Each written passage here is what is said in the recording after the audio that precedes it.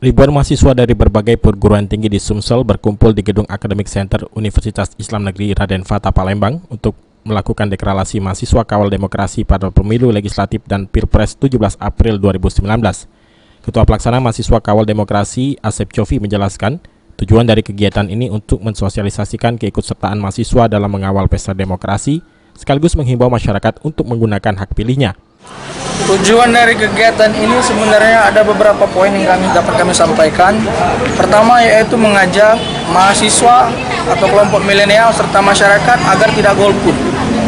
Poin kedua yaitu mendukung penyelenggaraan pemilu oleh penyelenggara pemilu yaitu KPU, Bawaslu, dan serta pihak keamanan untuk dapat menyukseskan pemilu 2019 ini.